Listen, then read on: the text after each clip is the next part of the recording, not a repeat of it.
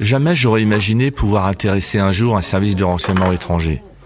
Il faut dire que mes fonctions au ministère ne traitaient pas de sujets confidentiels ou stratégiques. J'avais bien cherché à évoluer professionnellement, mais sans succès. On finissait toujours par choisir un autre candidat que moi. Si je restais sur mon poste, c'était avant tout pour la bonne ambiance. Il faut dire que j'avais des collègues en or, de vrais amis. Lucas était un collègue très agréable.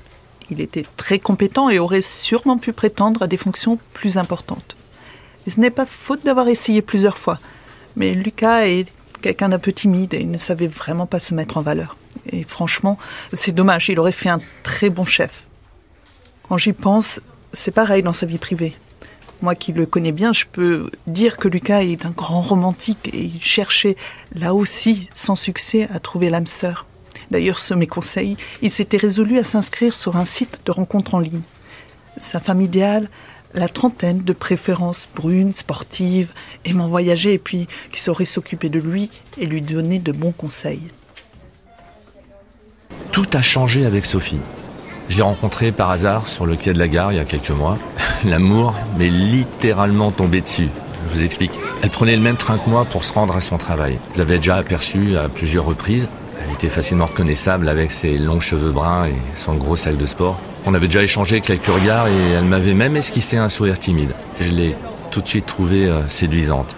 Alors, quand au moment de sortir du train dans un mouvement de foule, elle s'est rattrapée à moi, j'étais aux anges. Elle était confuse, je l'ai trouvée charmante. Son sac était très lourd, alors je lui ai proposé mon aide pour le porter jusqu'à la bouche du métro, qui de toute façon était sur mon chemin. Et là, on a tout de suite sympathisé. C'est donc tout naturellement que tous les matins, on s'est retrouvés pour faire le trajet ensemble. Elle m'expliquait travailler comme consultante pour le compte d'un cabinet de conseil étranger implanté en France. De mon côté, je voyais bien que mes fonctions au sein du ministère l'impressionnaient. Modestement, je lui avouais que derrière les dorures de la République se cachait une autre réalité. Je lui épargne mes frustrations, la désorganisation qui régnait au sein du service, du manque de moyens. Bref, rien qui ne fasse rêver. Au printemps, Lucas s'était métamorphosé. Il est devenu coquet et presque toujours de bonne humeur. Avec Sophie à mes côtés, j'avais gagné en assurance. Elle était à mon écoute, toujours attentive, attentionnée. Elle s'intéressait à ce que je faisais et m'encourageait sans cesse. C'était ma confidente. Et elle ne se lassait jamais d'écouter mes plaintes incessantes. Un jour, elle m'a demandé de la dépanner en rédigeant une note pour son cabinet. C'était pas grand-chose. Et ça ne m'a même pas pris 15 minutes. Les quelques éléments dont j'avais besoin étaient facilement accessibles sur Internet. Du coup, j'ai été très surpris du retour enthousiaste et élogieux des employeurs de Sophie. Elle me disait qu'ils étaient très intéressés de pouvoir bénéficier de l'expertise de quelqu'un comme moi. Elle m'expliquait à cette occasion travailler régulièrement avec des experts français freelance sur certains dossiers et insistait sur la rémunération généreuse offerte pour ses travaux. Je ne pouvais rien lui refuser. Donc, j'ai accepté de rédiger ponctuellement des notes sur des sujets qui m'étaient familiers, les thèmes relevant souvent du portefeuille de ma direction.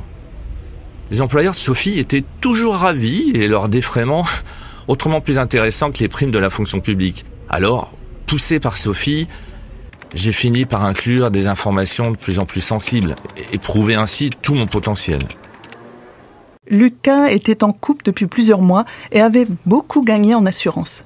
L'amour lui avait donné des ailes et un regain d'énergie. Il s'impliquait davantage dans le travail, s'intéressait aux dossiers en cours et se montrait d'emblée volontaire pour prendre en compte de nouveaux projets. Un jour, Sophie m'a annoncé que ses chefs voulaient me voir. Ils étaient particulièrement impressionnés par mes productions et souhaitaient rencontrer l'homme qui les avait rédigées. Ainsi, j'ai fait la connaissance de Jason et de Carlos. Ils m'ont reçu dans leur grand bureau, très classe, très design. J'étais impressionné par les lieux. Ils m'ont remercié pour toutes les notes transmises et pour tout mon engagement. Ils précisaient que c'était exactement ce qui était attendu de moi et qu'il fallait que je m'implique encore davantage. Ils souhaitaient maintenant que je produise des analyses plus poussées, pas de celles qu'on trouve dans des publications d'experts sur Internet, des choses plus confidentielles, quoi. Alors là, ça a commencé à me faire peur. Je voyais bien ce qu'ils attendaient de moi, mais ça m'était totalement inconcevable. Mais ils insistaient, disant que je ne pouvais plus faire marche arrière, que j'avais beaucoup à y gagner et que, de toute façon, personne ne saurait rien de nos petits arrangements. J'ai pensé contacter mon service de sécurité pour prendre conseil, mais je l'ai pas fait. J'étais piégé. Je ne voyais pas comment me sortir de cette relation D'autant que Sophie me rassurait en me disant que beaucoup de fonctionnaires, même haut placés, arrondissent leur fin de mois de cette façon, et sans se poser de questions. J'ai assisté à une sensibilisation dispensée par la DGSI sur le risque d'approche des services de renseignement étrangers. Cette sensibilisation m'a fait prendre conscience que nous étions tous des cibles potentielles, quel que soit notre âge ou notre fonction. J'ai commencé à respecter scrupuleusement les consignes de sécurité et à être plus attentive à mon entourage. C'est comme ça que je me suis rendu compte que Lucas posait beaucoup de questions dont certaines ne relevaient pas de son portefeuille. Je ne doutais pas de lui. Il a toujours été un collègue consciencieux, agréable, serviable. Bref, j'avais confiance en lui. Mais quand je me suis rendu compte qu'il avait désormais un train de vie et des goûts que je ne lui connaissais pas encore 1 an auparavant, j'ai commencé à avoir de sérieux doutes. J'ai longuement hésité à le signaler auprès de mes supérieurs hiérarchiques. J'avais peur de leur réaction. Est-ce qu'on allait me prendre au sérieux ? Parce qu'après tout, je n'avais pas la moindre preuve et je ne voulais pas porter préjudice à mon collègue et ami. Mais j'ai choisi d'écouter mon intuition. Alors, si Lucas avait des problèmes, je voulais qu'on lui vienne en aide. J'ai donc pris contact avec la DGSI. Heureusement que la DGSI a mis fin à mes agissements. En fait, ça a été un vrai soulagement. J'étais empêtré dans une situation qui me dépassait complètement. Je m'étais retrouvé malgré moi dans un engrenage infernal sans savoir comment m'en sortir. J'ai compris plus tard que mes actes avaient eu de graves conséquences. À force de vouloir me rassurer, je ne regardais plus la réalité en face et je me suis perdu. Au-delà des secrets que j'ai compromis, c'est d'avoir trahi mes amis qui me fait le plus mal.